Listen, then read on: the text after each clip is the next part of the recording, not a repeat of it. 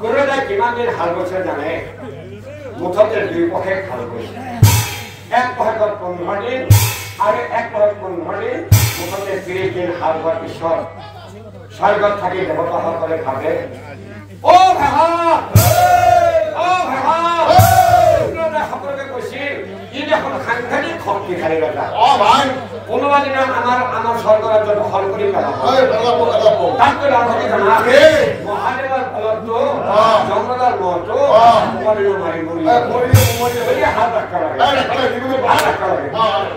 এটা কাম করো আমার কোনো মতো হাল তুমি যাও নাই মারি গেল কি পারিব মহাদেব এনে ঠিকই আছে তুমি যাও ও পারো না এই বাপরে নোড়া তোকে ইমান ডাঙা লাল হয়েছে আচ্ছা কি বলে কি হাল খান কোনে লাগে সব ভালো ছিল আলা কাম করে এই খেলে কথা সব ভালো খাও প্রভু নিশ্চয় হাল রাখো ভালো আমরা বড় সারা দাই বাকিটা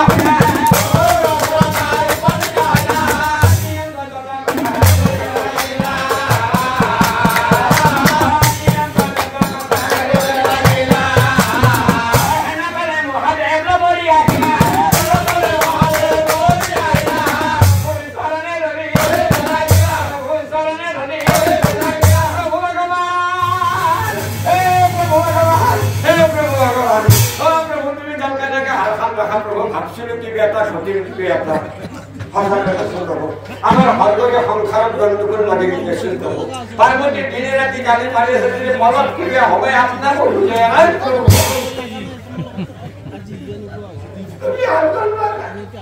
না হলে মরামর বলন তো সে হয়ে যাব নিগালে গেছি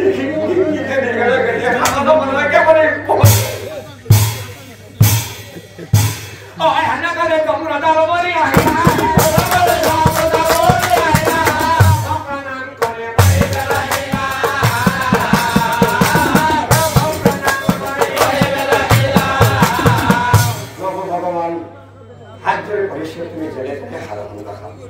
কারণ মই বেলেগৰ জীবন ইমানদিন আনি আছিলো যদি আৰু 3-4 হাল বয় তেনেহলে মোৰ জীবন মই নিজে আনিব লাগিব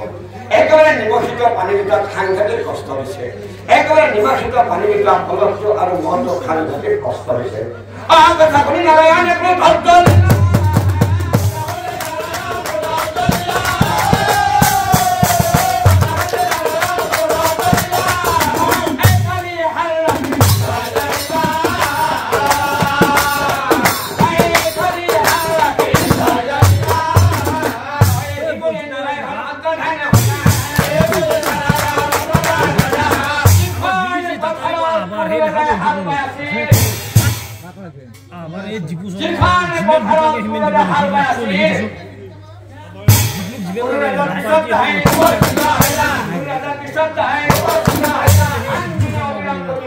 হাল বাইছে পিছত কোনে খাবৰ খবৰ লাগিব হাল বাইছে এই দেখা নাই ও বাপু ও হাল বাইছ ও তুমি হাল রাখাছো রাখা এই হালার বলে ও মই গল্পন আনিছো হাল রাখার কথা নাই কেমন না বইয়ে থাকি গল্পন রাখা আরে পানি খাইলো এই না খাওয়া মানে কথা মই খাতে এই গরম লাগিছে অনম পানি খাইলো ঘর পানি পানি খানা খাওয়া পানি রাখা না ভালে ভাই থাকিবা ভালে ভাই থাকি রবা সুরমা গাছা ইয়াত ইমান হাল বাই আছা হাল বাই ইয়াত কিবা খেতি বাতি কৰিম বুলি ভাবিছা নেকি কেতিয়া কৰিলে তাই মনে মনে ভাবে মইতো খেতি কৰিম বুলি হাল বোৱা নাই এনে হৈ আছে ও কিবা কৈছা ভাবি আছা কি খেতি কৰিম ও কি খেতি কৰিবা তুমি ভাবি আছা বহুত ভাল পালা তুমি নিশ্চয় খেতি কৰিবা খেতি থাকি দেব খেতি কৰিম কি খেতি কৰিবা আকৌ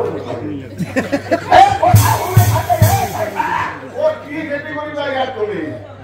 কমেছে ইস্তে কোনো সে দেখাও না পড়ে যে কিছু থেকে হারাই যায়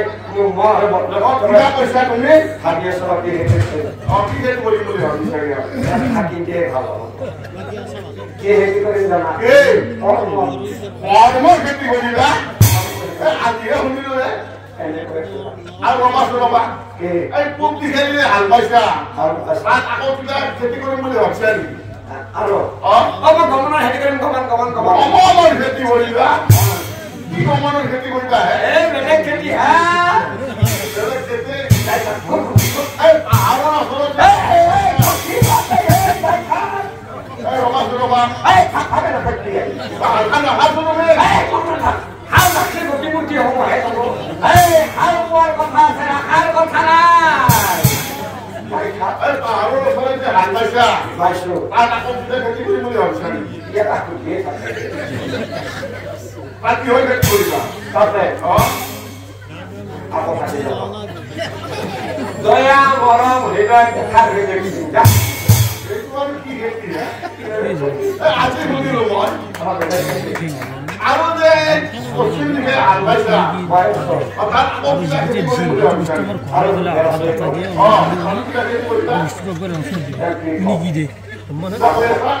আকৌ খেতি জ্ঞানৰ খেতি কৰিবা হিমতে কৰিলে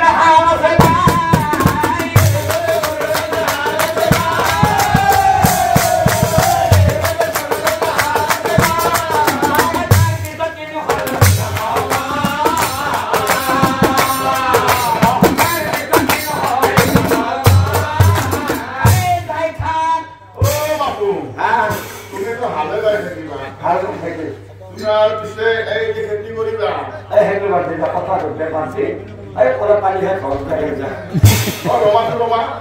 তুমি যে খেতি কৰিম বুলি ক'লা কৰ্মৰ খেতি গমনৰ খেতি হৃদয় মৰম দেখাৰ খেতি তুমি জ্ঞানৰ খেতিও কৰিবা শস্য খানিটো ছটিয়াব লাগিব পথাৰটো ছটিয়াব লাগিব তুমি যিহেতুকে হাল নাৰাখা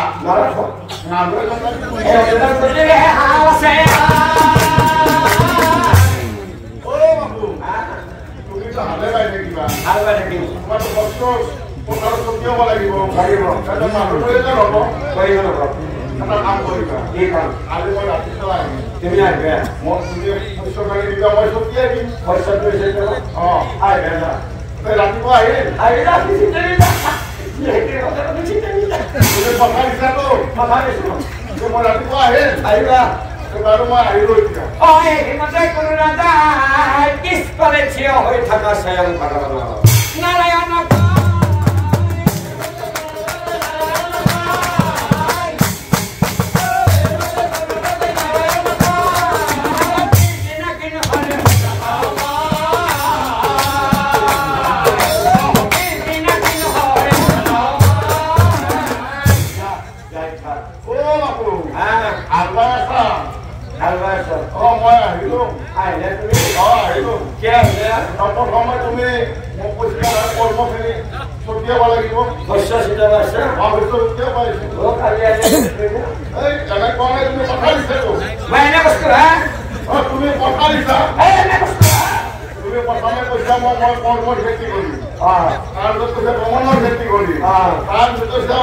হৃদয় মৰমৰ খেতি কৰিম তাৰপিছত কৈছা জ্ঞানৰ খেতি কৰিম এতিয়া মই শস্য খিনি দিয়া মই পথাৰত ছটিয়াই দিম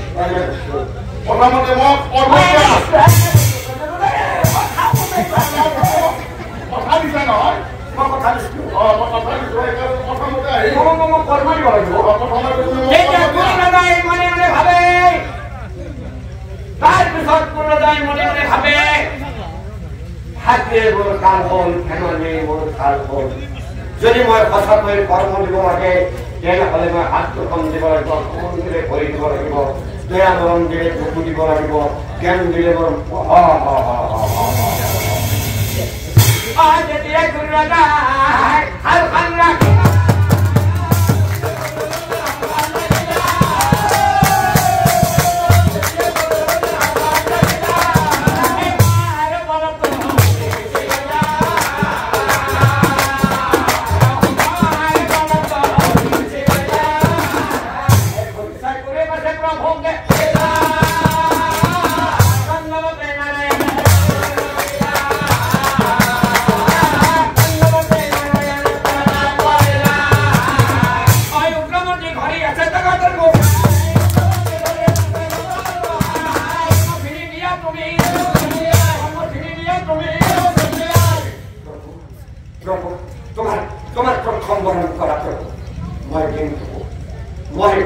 মই কর্ম দিন, ঘুমন দিন, দয়া দিন, মরম দিন, সকল দিন প্রভু।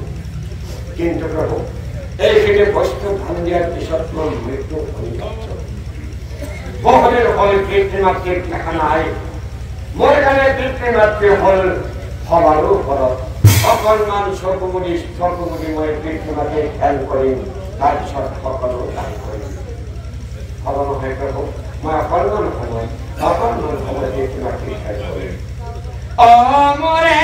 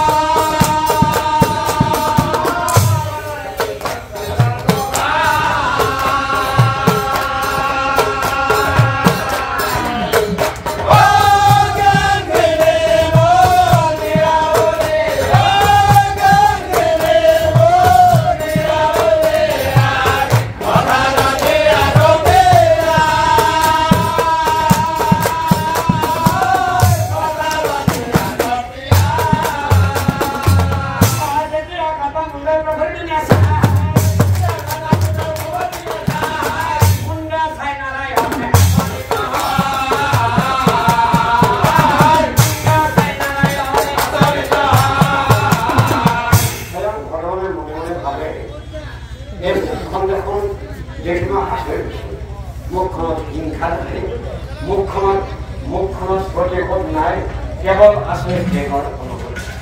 বাৰে বাৰে ফেঞ্চেক কৰিব বিচাৰিছে গুৰু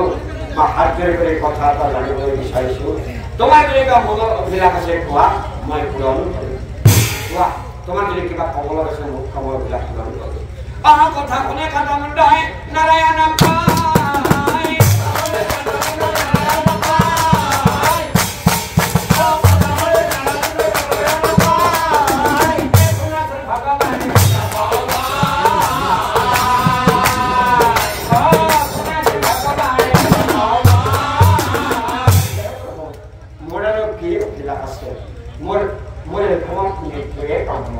কিন্তু প্ৰভু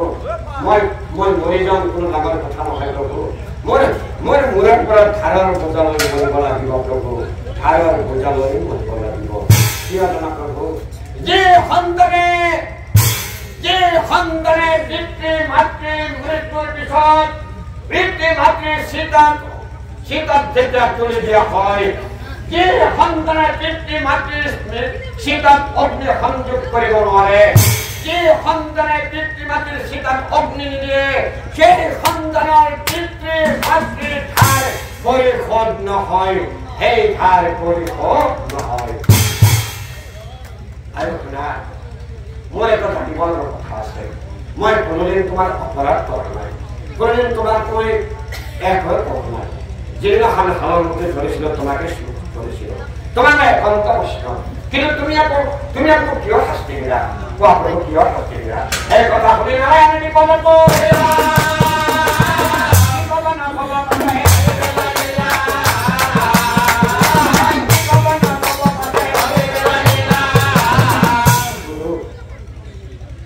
তুমি যিটো প্ৰশ্ন কৰিছা সেই প্ৰশ্নৰ উত্তৰ মই দিব পাৰিম সেই উত্তৰ নাই কিয় কৈছে জানা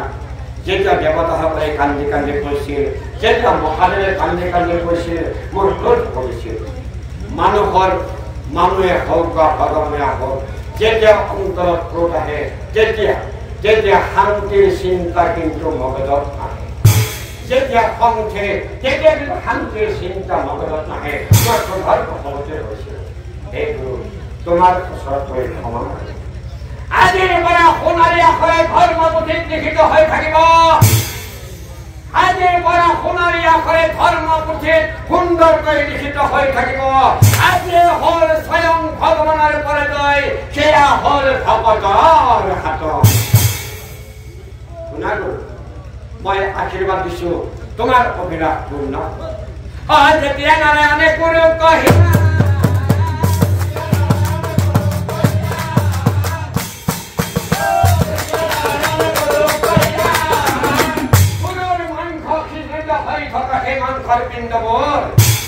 লগে লগে মাংস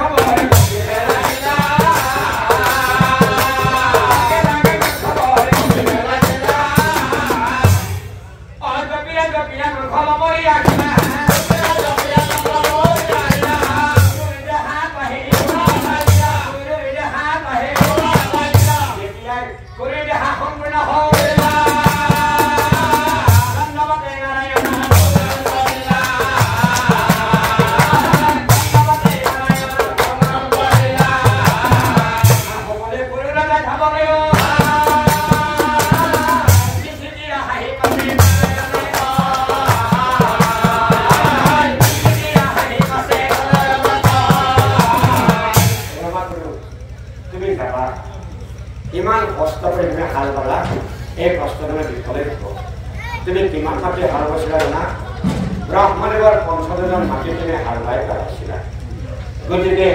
এই কষ্ট কেতিয়াও অথলে নাযায় আজিৰ পৰা কিমান ঠাইত হাল বাইছিলা এই ঠাইখিনি তোমাৰ মানে নামকৰণ হ'ব এইখিনি ঠাইৰ নাম হ'ব তোমাৰ নাম হ'ল কুৰু আজিৰ পৰা এই হাল বোৱা ঠাইখিনিৰ নাম হ'ব কুৰুক্ষেত্ৰ এই ঠাইখিনিৰ নাম হ'ব কুৰুক্ষেত্ৰ তুমিতো মোক ধৰ্মৰ বীজ সিঁচিবলৈ মাতিছিলা নাই নাজানো মই জানো বীজ লিখিছিল এইখনে পথাৰত মই ধৰ্মৰ বীজ সিঁচিছিলো এইখনে পথাৰত ধৰ্মৰ বীজ সিঁচিছিলো এইখন পথাৰ আজিৰ পৰা হ'ল কুৰুক্ষেত্ৰ অৰ্থাৎ ধৰ্মক্ষেত্ৰ এই ক্ষেত্ৰত যি জীৱৰে মৃত্যু নহওক কিয় সেই জীৱৰ পাপ মোচন হৈ বৈকুণ্ঠলৈ আনিব এই শ্ৰদ্ধাৰ মন্থনে লাগি সেইকাৰণে মহাভাৰতৰ বিশাল যুদ্ধখন কুৰুক্ষেত্ৰতে হৈছিল। সেইকাৰণে মহাভাৰতৰ বিশাল যুদ্ধখন কুৰুক্ষেত্ৰতে হৈছিল। শুনা কৰো, তুমি পিতৃ মাতৃক বৰ ভাল পোৱা নহয়, তুমি ঘৰলৈ যোৱা। কিয় কৈছে জানা? যে সন্তানে পিতৃ মাতৃৰ সেৱা শুশ্ৰূষা নকৰে, পিতৃ মাতৃৰ পিনে নাচায়, পিতৃ মাতৃৰ লগত বেলেগকৈ খায়, পিতৃ মাতৃৰ সেৱা শুশ্ৰূষা নকৰে, সেইবিলাক সন্তানে নামঘৰত বা মন্দিৰত আহি মোক পূজা কৰি কোনো ফল নাই।